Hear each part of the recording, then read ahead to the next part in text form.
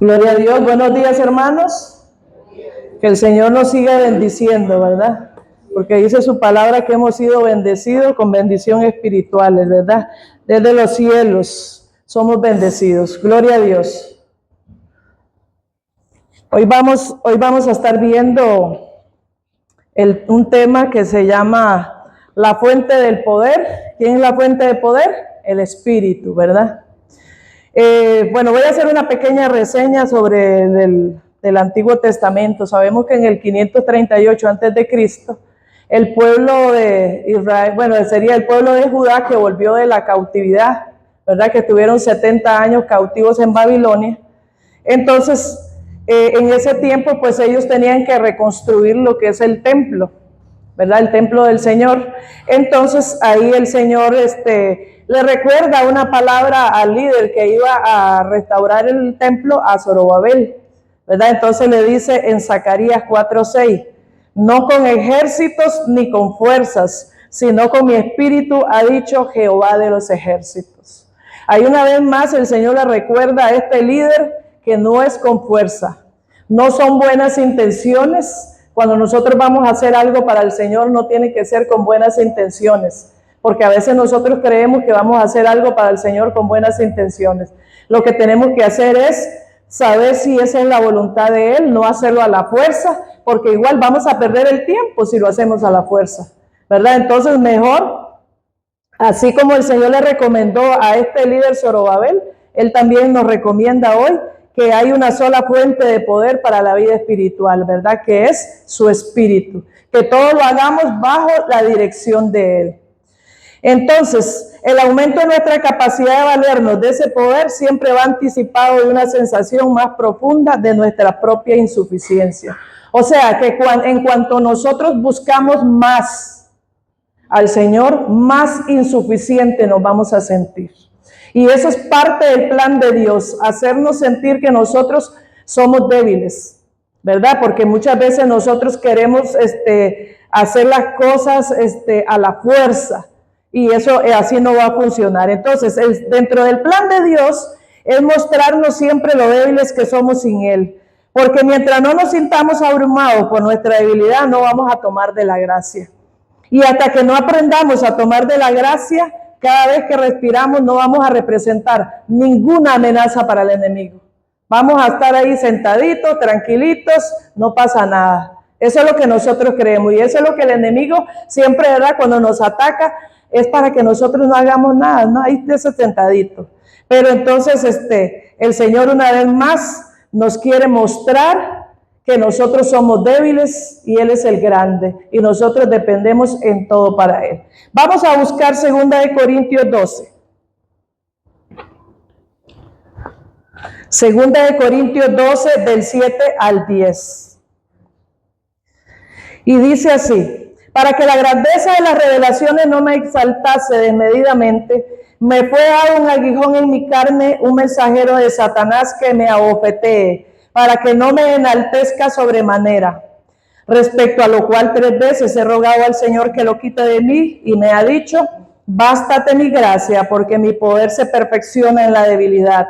Por tanto, de buena gana me gloriaré más bien en mis debilidades, para que repose sobre mí el poder de Cristo. Por lo cual, por amor a Cristo, me gozo en las debilidades, en afrentas, en necesidades, en persecuciones, en angustia, porque cuando soy débil, entonces soy fuerte.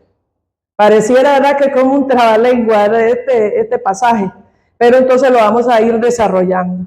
Entonces vemos que aquí toda la epístola de 2 Corintios es una defensa del ministerio. Y fue escrita por Pablo no solo para defenderse de él, sino para defender a cada pastor, a cada maestro que tenía que predicar la palabra. Sabemos que Pablo era atacado por los corintios, ¿verdad? Que ellos eran personas carnales, eran criticones, lo juzgaban, y como él no les agradaba, digamos, en cierta forma, para cuando él les llamaba la atención, entonces digamos que no los estaban agradando, porque muchas veces, digamos, uno está aquí al frente y uno a veces con lo que dice no agrada a muchas personas.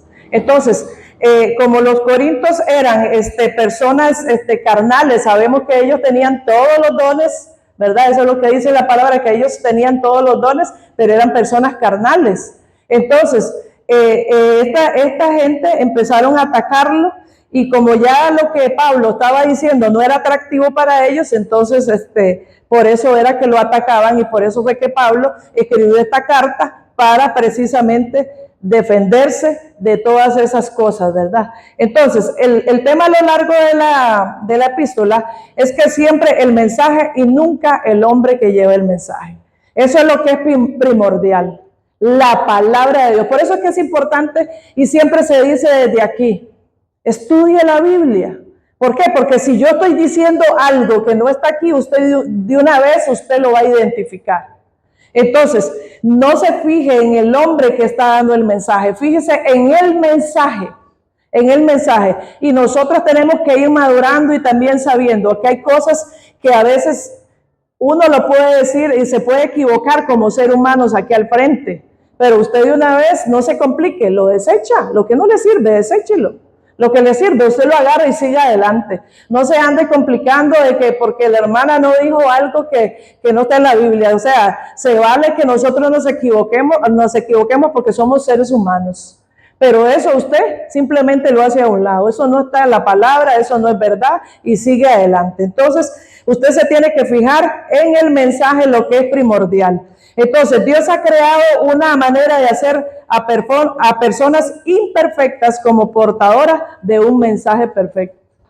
Eso es lo maravilloso de Dios, que nosotros siendo tan imperfectos nos permite portar su luz en nosotros.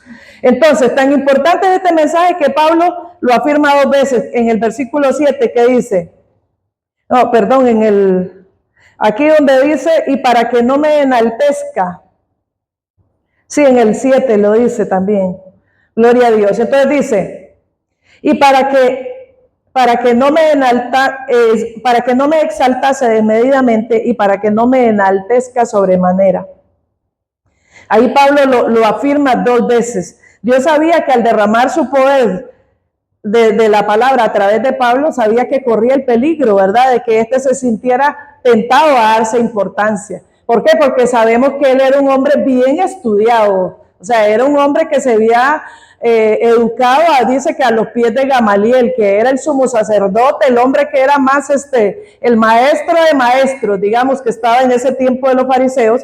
Y entonces el Señor, ¿verdad?, le manda este aguijón también para que él no se dé importancia. ¿Por qué? Porque Pablo tendía a creerse justo, ¿verdad? Porque él mismo lo dice, que él cumplía la palabra cabalmente. O sea, lo que era lo del Antiguo Testamento, la Torá, él la cumplía cabalmente. Entonces, sabemos que nosotros como seres humanos, al igual que Pablo no era diferente a nosotros, él podía creerse muy justo, cosa que usó al máximo, dice, cuando él era un fariseo incrédulo. Entonces, Dios permitió que lo que era aparentemente, nadie ha podido llegarle a qué es, ni sabemos hasta el día que estemos con Cristo. ¿Qué era lo que lo molestaba? ¿Era un ángel, un demonio de alto grado, o era una enfermedad? No sabemos en realidad, porque la Biblia no lo dice así literal. Entonces, esto que a él le estaba pasando, que le producía un dolor físico, y por eso es que él lo llama un aguijón en la carne. Dice que la palabra griega abofete significa golpearlo hasta hacerlo pedazos. Bajo esta intensa presión, Pablo le pidió 3 veces al Señor que lo quitara. Y por último, el Señor le explica a Pablo por qué no lo hacía. Le dijo, bástate mi gracia, porque mi poder se perfecciona en la debilidad. ¿Qué significa esto? Que Dios puede usar a las personas a pesar de sus debilidades. Porque cuando nosotros venimos a Cristo, Dios lo único que nos pide es el corazón. No nos está pidiendo si tenemos que dejar de tomar, si tenemos que dejar de mentir, si tenemos que dejar de hacer cualquier pecado. Él nos llama tal y como nosotros estamos en ese momento. Entonces vemos que la gracia de Dios es suficiente, porque el Señor le dice, bástate mi gracia, porque mi poder se perfecciona en la habilidad. Entonces, la gracia es sin habilidad humana, sin talento humano, ni intelecto humano. Entonces, en su infinita misericordia, lo que es maravilloso el Señor, ¿verdad? Él siendo tan grande y nosotros personas tan pequeñas, aún así Él deja que su gracia más las habilidades que Él mismo nos ha dado que dan un resultado, ¿verdad? En el ministerio. Porque entre más usted se someta al Señor, más va a poder ver sus debilidades y más usted va a querer depender de Dios. No es que usted se va a sentir mal, o sea, se va a sentir mal, pero no, pero para buscar al Señor. O sea, usted va a seguir buscándolo porque usted va a decir, me siento tan mal que tengo que buscar más, cada día más. Entonces, la reacción de Pablo a esta novedad fue comenzar a regocijarse. ¿Por qué? Porque tenía tantas debilidades. Cuando ya el Señor le habla y le dice, le da esta palabra, entonces él comprendió que la gracia se manifiesta en la debilidad. Entonces se dio cuenta que siempre tenía algo que festejar. Y nosotros tenemos que aprender tantas cosas, ¿verdad? Entonces, él quería que los corintios comprendieran que concordaban con la evaluación, o sea, con la crítica que ellos le habían hecho. O sea, Pablo no está diciendo, uy, ¿cómo se les ocurre decir eso? No, más bien está de acuerdo con él, con ellos, de que él no era perfecto y que justamente este hecho lo hacía apto para ser digno, ¿verdad? De predicar la palabra, de llevar el mensaje adecuado de la palabra. Entonces, nosotros poder festejar nuestras debilidades es una clave para lograr el contentamiento en la vida cristiana. Nosotros, hay pasos que nosotros tenemos que dar para tener ese contentamiento. Primero, ¿qué tenemos que hacer? Aceptarnos a nosotros mismos. No creer que somos carga, porque nosotros no somos carga. Si tenemos algo, Dios lo dio. Nosotros no lo pudimos producir. El Señor nos dio lo que nosotros tenemos, o sea, lo que el Señor nos da es para que nosotros se lo demos a Él. Entonces tenemos que aprender a aceptarnos a nosotros mismos. Ese es el primer paso, como somos, con nuestras debilidades, con nuestras fallas y todo. Y obviamente que no es que vamos a andar lamentándonos, ay, es que yo no puedo hacer algo, es que yo puedo hacer... No, no es así, sino que nosotros en nuestro interior podemos decir, Señor, yo no sé hacer esto, pero aquí te lo pongo, Señor.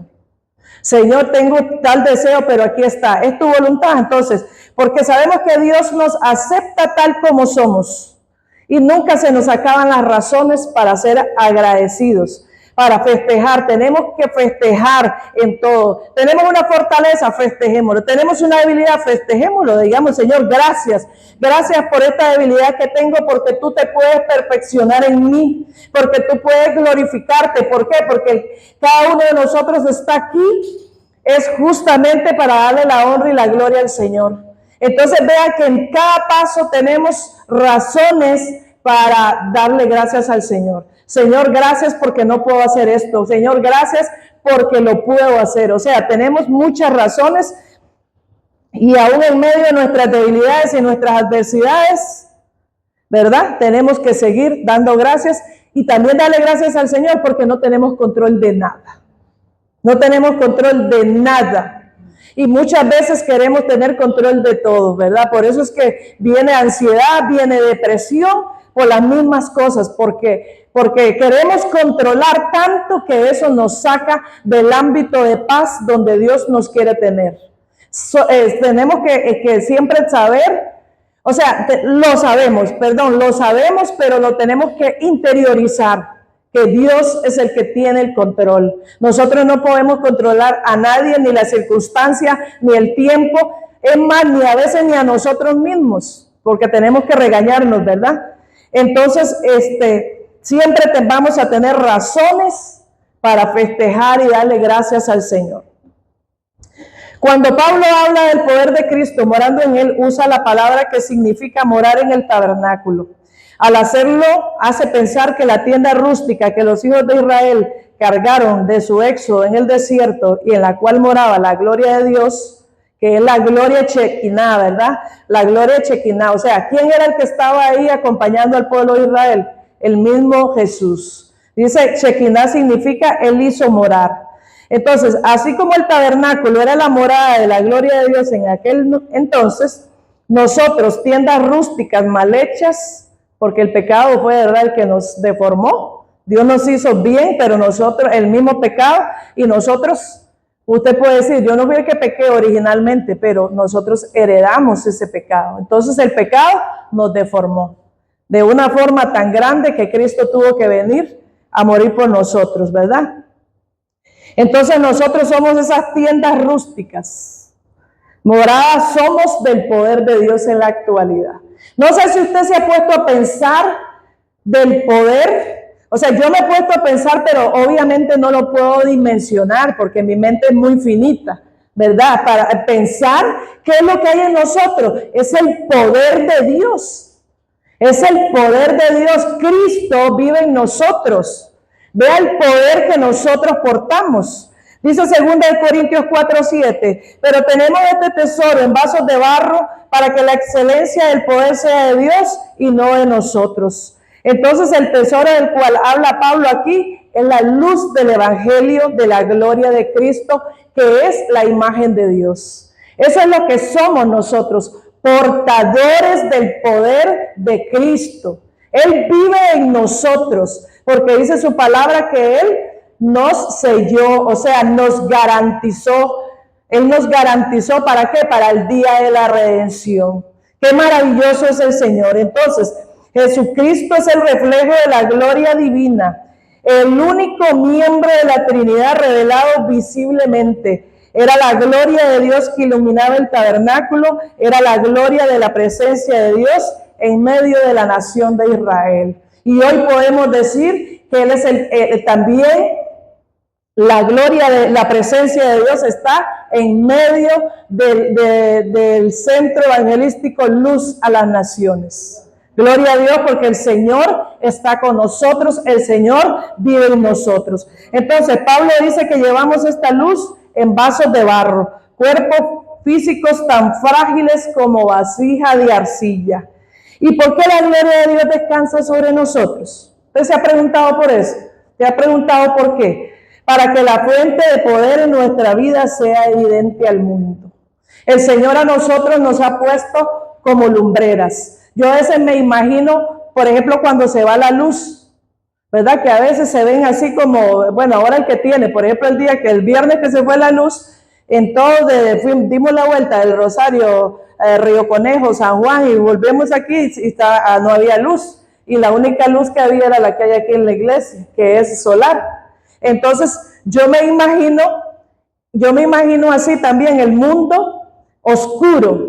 Y nosotros somos esas velitas que se pueden así, imagínese usted, así como una bola oscura, y en esa bola oscura hay unas lucecitas. Eso somos nosotros. Somos vasijas de arcilla, frágiles. Eso es lo que somos. Nosotros tenemos que aprender a reconocer quiénes somos nosotros para que así el Señor siga trabajando en nosotros. No vamos a leer una ilustración que tenemos en el Antiguo Testamento. Como ustedes saben, en el libro de los jueces, pues el Señor llamó jueces, ¿verdad?, para que dirigieran al pueblo de Israel. Y tenemos una historia interesante en Jueces 6, 7 y 8, que es el llamamiento de Gedeón. Esta es una ilustración de la gracia perfeccionada en la debilidad. Porque si ustedes han leído la historia de Gedeón, ¿quién era Gedeón? Era un hombre cobarde. Era un hombre cobarde que vivía en tiempos de guerra y Dios necesitaba a alguien a quien convertir en héroe, y a Gedeón fue el que le tocó, Gedeón fue el elegido. Porque eso es lo que busca el Señor. Gente que no tenga capacidades, gente que diga no puedo hacerlo. Porque eso es lo que vemos en el Antiguo Testamento. Él no llamó a los carga. Él llamó a los, y el que se creía carga, hasta le cambió el nombre para bajarlo, porque por ejemplo, Saulo significa grande y Pablo significa pequeño. ¿Ves? Entonces vea lo que hace el Señor cambia aún el nombre, porque ese es nuestro Dios, ese Dios maravilloso que a veces no entendemos, porque a veces yo me pongo a pensar que, yo digo, qué raro, yo hago al revés todas las cosas de las que hace Dios. Porque Dios llama a alguien, o sea, nosotros como seres humanos, si vemos a una persona ahí tirado en el caño, si lo podemos patear, lo pateamos. Esa es la verdad. Pero Dios no ve eso. Entonces lo vemos al revés de lo que Dios ve. O sea, porque cuando Dios ve a ese hombre que está en el caño, dice, este hombre es el que me sirve para que lleve la palabra, este es el hombre para que vaya a las naciones, este es el hombre que necesito en tal parte. Y nosotros decimos, uy, ¿qué futuro tiene? Nosotros no le vemos ningún futuro. ¿Por qué? Porque la visión que tenemos es limitada. Pero Dios, que es grande y misericordioso, hace esas cosas tan maravillosas. Entonces vamos a ver que la historia de Gedeón comienza entonces en Jueces 6. Y nos da una descripción. Yo les voy a resumir un poco sobre la historia esta para que ustedes se ubiquen. Entonces, nos da una descripción de cómo se empobrecía Israel en gran manera por la banda de madianitas y amalecitas. Los hostigaban, o sea, ellos venían los israelitas, sembraban algo y llegaban, y cuando estaba la cosecha llegaban y se la robaban y los dejaban sin comida. Entonces los tenían acorralados. De hecho, este hombre estaba metido en un lagar en el momento de que llegó el ángel. ¿Por qué? Porque él estaba con miedo. Entonces el joven Gedeón, tan aterrorizado estaba por el enemigo que se había escondido en un lagar sacudiendo el trigo, alza su rostro y ve a Jesucristo en su estado anterior, en su encarnación, al mismo Cristo. Y el Señor hizo con Gedeón como hace con cada uno de nosotros. Lo mira, no como aparece en ese momento, sino viendo lo que hará con él. Jesucristo nos ve desde la perspectiva de lo que seremos dentro de su plan. Qué maravilloso, ¿verdad? Es el Señor. Y viene el Señor y baja su mirada y la posa sobre Gedeón diciendo, Jehová está contigo, varón esforzado y valiente. Y Gedeón de seguro que en ese instante dice, ¿a quién le está hablando? Porque vea lo que, él se está escondiendo de los madianitas y los amalecitas, y el Señor le dice, Jehová, le dice, varón esforzado y valiente, y el hombre está muerto del miedo. El hombre está muerto del miedo, y entonces se habrá preguntado, ¿y a quién le habla? No puede ser a mí, ¿verdad? Pero aún así, dentro de ese miedo, Gedeón fue escogido. Seguimos con Jueces 7. Después viene el Señor, en Jueces 7, viene Gedeón y junta un ejército de 32,000 soldados contra 135,000. Pero le dice el Señor, no, es demasiada gente la que llevas. Entonces viene el Señor y le dice que haga una prueba, y lo que le dice el Señor para que yo entregue a los madianitas. O sea, lo que el Señor no quería era que el pueblo se creyera que ellos, porque eran muy cargas, habían vencido a los 135,000 amalecitas y madianitas.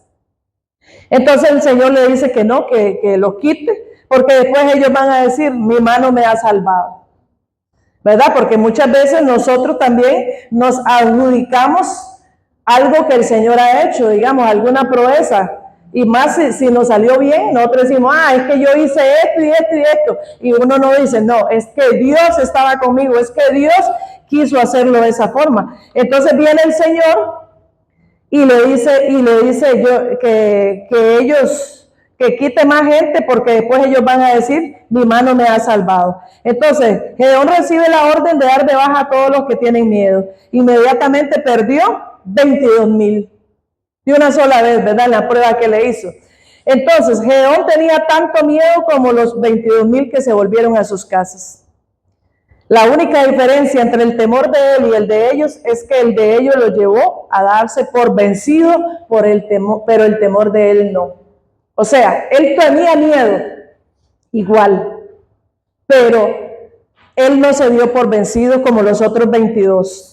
Entonces, esta es la diferencia entre héroes y cobardes. Todos tienen miedo, pero los héroes no se dan por vencidos. Y gloria al Señor, porque nosotros hemos sido valientes porque estamos en este lugar. Dice su palabra que solo los valientes arrebatan el reino. Y nosotros, para estar en Cristo, tenemos que ser valientes. ¿Por qué? Porque nosotros desde que empezamos empiezan los ataques. Si no es de una forma, es de otra. Y de cualquier parte, puede ser aquí dentro de la iglesia, fuera de la iglesia, que uno a veces se duele por cuando es dentro de la iglesia, porque uno dice, pero qué raro, si ellos tienen a Cristo y yo lo tengo, pero eso es la imperfección de este mundo. O sea, que también las personas que estamos aquí no estamos perfectos. Somos imperfectos y muchas veces nosotros nos vamos a tener que afilar entre nosotros mismos, y eso es normal, eso no es anormal. Que nosotros tengamos un problema, un malentendido, eso no es anormal, eso es lo normal. ¿Por qué? Porque somos seres humanos, porque somos imperfectos. Gloria a Dios. Entonces, qué maravilloso, ¿verdad? La diferencia entre héroes y cobardes. Entonces necesitamos seguir siendo valientes para seguir firmes hasta que el Señor venga. Entonces seguimos, ¿verdad? Con la historia de Gedeón. Dice que el Señor le dice que son demasiadas tropas, así que manda a Gedeón que haga una prueba de qué tan alertas son, y elimina a todos menos a 300. Y vea que es igual que hoy aquí la situación, porque eran 135,000 amalecitas y 300 de Israel. Quedó totalmente desigual. Saqué la cuenta y quedó 450 hombres por cada israelita. ¿Cómo usted cree que va a poder enfrentar a 450 hombres? O sea, es ilógico, pero así es nuestro Dios. Nos dice a veces cosas ilógicas. Uno dice, no, Señor, pero ¿cómo voy a hacer eso cuando el Señor nos manda a hacer algo? Y el Señor así trabaja. Trabaja de todas formas, pero vea, esto es ilógico. Entonces, cuando los hombres de Gedeón oyeron el gran plan que tenía, imagínense, 135, iba a enfrentar a 300, entonces seguramente se arrepintieron. ¿Y por qué no nos fuimos con esos 22,000 primero? Y después con los otros que siguieron, a quedar 300. O sea, es una batalla desigual. En términos humanos, es desigual. Y viene el Señor, así como Él es de maravilloso, que dice que divide a los hombres en 13 escuadrones. Y no les dio espada, ni les dio mucho menos pistola. Y ve, les da una trompeta, una vasija vacía y una antorcha. Ven lo ilógico para nosotros que es, pero así trabaja el Señor. Así es de maravilloso. Y imagínense, esos 300 hombres con esas cosas que uno dice, ¿para qué sirve una trompeta? ¿Para qué sirve una vasija vacía? ¿Para qué sirve una antorcha? ¿Qué le vamos a hacer a esa gente que dice que estaban tendidos en el valle como langostas, sus camellos innumerables como la arena que está en la ribera del mar en multitud? Entonces imagínense todos los pensamientos que pasaron sobre esa gente. ¿Qué vamos a hacer? ¿Cómo se nos ocurre? O sea, nos quedamos con este hombre y nos da esos instrumentos ridículos. ¿Qué vamos a hacer con esa gente? Seguimos en Jueces 7, 21 y 22. Entonces nos dice que lo que sucedió cuando los 3 escuadrones llegaron al borde del campamento enemigo en la oscuridad, y a una orden de Gedeón tocaron la trompeta, rompieron los cántaros que tenían en sus manos y se estuvieron firmes cada uno en su puesto en alrededor del campamento. Entonces dice, todo el ejército echó a correr dando gritos y huyendo, y los 300 tocaban las trompetas, y Jehová puso la espada de cada uno contra su compañero en todo el campamento, y el ejército huyó. Vean qué maravilloso que es el Señor, cómo usa estos instrumentos. Entonces, cuando Pablo habla de tesoros en vasos de barro, se está refiriendo a antorchas y cántaros de barro. Y nosotros somos los cántaros de barro, las vasijas comunes de uso diario. Eso es lo que somos nosotros, vasos de barro. La gloria de Jesucristo es la antorcha, la luz del mundo, y colocamos la luz dentro de vasos de barro y luego tocamos la trompeta, que es el mensaje de Dios. Vea el significado que tiene. La trompeta es el mensaje de Dios, la luz es Jesucristo y nosotros somos las vasijas de barro. Gloria a Dios. Dice aquí que estamos atribulados en todo, mas no angustiados, en apuros, mas no desesperados, perseguidos, mas no desamparados, derribados, pero no destruidos, llevando en el cuerpo siempre por todas partes la muerte de Cristo, para que también la vida de Jesús se manifieste en nuestros cuerpos. Entonces, eso es lo maravilloso del Señor, que Él es la luz que alumbra el mundo. Y el Señor, en su infinita misericordia, ha colocado esa luz en cada uno de nosotros. ¿Cuál es la trompeta que tenemos? Nuestra boca. Cuando nosotros vamos a predicar el evangelio. Vea que el Señor nos está llamando, hermanos. Y yo no sé, la prédica de Marta el domingo pasado nos estaba hablando parecido. De que el Señor nos está mandando a predicar su evangelio. ¿Por qué? Porque nosotros ya estamos capacitados. Usted ya no puede decir, no, es que yo no puedo hablar. Usted puede hablar porque el Señor ha puesto su luz en su corazón, o sea, Él mismo vive en usted, así que usted puede hablar. Es solamente de que falta a veces de oración. ¿Para qué? Para que el Señor nos abra puertas. Si usted quiere predicarle a alguien, el Señor le va a abrir puertas. Entonces usted ya no puede decir, no puedo, usted puede hacerlo. Usted puede hacerlo. Y aunque usted tenga miedo, usted tiene que hacerlo, porque vemos que hay diferencia entre héroes y cobardes. Todos tenemos miedo, pero usted tiene que hacerlo a pesar de que usted tenga miedo. ¿Por qué? Porque el Señor vive en nosotros, porque nosotros no podemos decir, no, es que no puedo. Sí puede, porque usted tiene a Cristo. Es asunto de que usted se ponga a orar y decirle, Señor, pon las personas, ábreme puertas, dame de nuevo de tu palabra, que yo pueda hablar con libertad, de que tú eres la verdad, que tú eres podemos decirle al Señor que hay, a las personas que hay esperanza, que Dios es amor. No le vaya a decir, es que usted está condenado y se vaya al infierno. No es de esa forma que tenemos que hablar.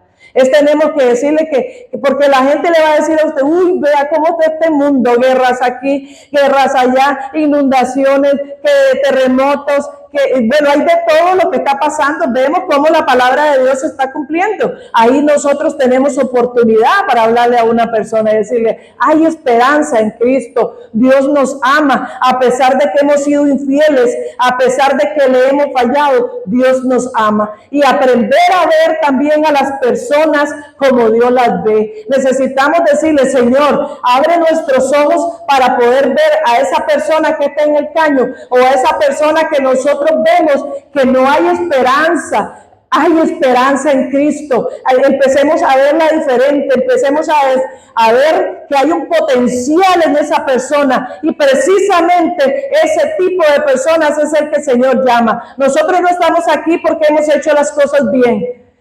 Estamos aquí porque somos débiles y lo hemos reconocido, y lo tenemos que seguir reconociendo, y busquemos cada día más al Señor. Y entre más lo busquemos, más sucio nos vamos a sentir, más nos vamos a ver en realidad lo que nosotros somos. Pero el Señor quiere que nosotros cada día le busquemos, porque vemos a Pablo aquí, un hombre entregado que dijo, me gasto por el Señor, y lo vemos como él reconoce todas sus debilidades delante del Señor, y entre más él buscó, me imagino, más vio lo que él era delante del Señor y más se acercó. Ahora, si usted empieza a buscar al Señor y usted dice, se me complicaron las cosas, siga hacia adelante. No deje que el enemigo lo amedrente con esas mentiras. Porque el Señor lo que quiere es que nosotros nos ubiquemos, que nosotros digamos, Señor, aquí está mi debilidad.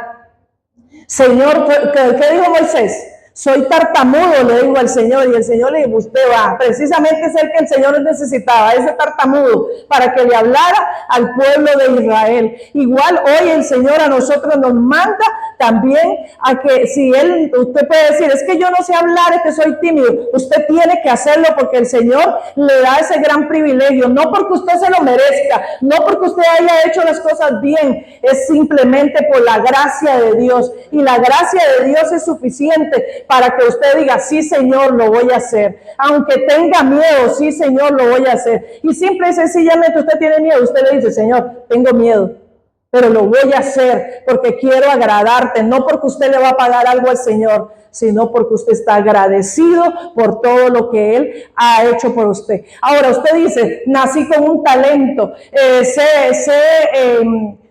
tengo oratoria para hablar ante el público, sé cantar, sé tocar un instrumento. Usted humildemente tiene que decir, Señor, aquí lo pongo a tus pies, este talento que tú me diste, o este don que tú me diste, lo pongo a ti, lo pongo a tus pies, porque es para tu honra y para tu gloria. Todo lo que usted puede hacer, póngalo delante del Señor. Todo lo que usted no puede hacer, póngalo delante del Señor. Para que Él sea el que siempre se encargue. Deje de tomar el control usted. Deje que el Señor sea el que siga tomando el control. Y no sé si hay mucha gente que a uno le pregunta, ¿por qué sufre el cristiano? ¿Por qué sufrimos nosotros muchas veces? ¿Verdad? Porque es la única manera en que la gloria de Dios puede ser vista a través de nosotros. Es la única forma. Si usted no está enfermo, ¿cómo lo va a sanar el Señor? Entonces, ¿cómo se va a glorificar? Si usted tiene un problema y usted le dice, Señor, tengo este problema, así me está pasando, entonces, ¿cómo lo va a solucionar el Señor? Entonces, el Señor permite que nosotros suframos. ¿Para qué? Para que la gloria de Dios se refleje en cada uno de nosotros. Y es como yo les decía Proverbios 27:17, hierro con hierro se afila, dice la palabra de Dios. En la Reina Valera dice, hierro con hierro se aguza. ¿Qué quiere decir? Que entre nosotros mismos es que vamos a tener las confrontaciones. Y nosotros tenemos que ir madurando, aprendiendo a perdonar, aprendiendo a bendecir a esa persona que según nosotros nos está haciendo daño. Pero no, todas esas cosas el Señor las permite. ¿Para qué? Para que nosotros crezcamos, para que nosotros maduremos en Él, para que podamos solucionar esos pequeños conflictos. ¿Por qué? Porque si nosotros somos redimidos por el Señor cuando Él venga, nosotros no vamos a estar ahí sentaditos como estamos ahora. Nosotros vamos a estar gobernando con Él. Entonces el Señor nos pone a practicar aquí. Entre nosotros mismos tenemos que aprender a llevarnos bien. Ahora, si no nos podemos llevar bien, vamos a buscar la solución, vamos a orar. Ahí cuando nosotros tenemos problemas es que empezamos a orar y a bendecir al hermano y a buscar, ¿verdad? Ahora dice, si vamos a tocar la trompeta, Dios romperá la vasija. Si no estamos preparados para ser quebrantados, mejor será que nos deshagamos de nuestra trompeta y nos volvamos a casa porque no estamos listos para la batalla. Y este es un episodio vergonzoso para nosotros como hijos de Dios. Decir, ay, no, es que no quiero ser quebrantado. Muchas veces no queremos buscar al Señor porque sabemos que vamos a ser quebrantados, porque sabemos que hay muchas cosas que estamos haciendo mal. Y necesitamos entonces tocar esa trompeta. ¿Por qué? Porque, vea, hermano, ¿por qué puede ser vergonzoso? Porque si usted anda en chisme y usted le va a predicar a alguien y usted le va a decir, es que el chisme es malo, o sea, usted no tiene autoridad para decirle a esa persona que es el chisme.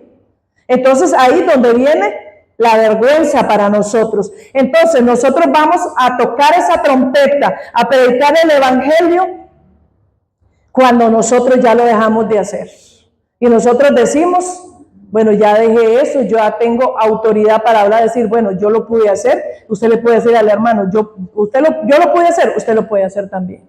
Entonces, ahí es donde nosotros tenemos que entonces volar ojo, de verdad, de que aunque tengamos miedo, entonces toquemos la trompeta, hablemos de la palabra de Dios, le digamos a la gente que hay esperanza en el Señor. ¿Qué cosas pequeñas tienes tú que dedicar a Dios?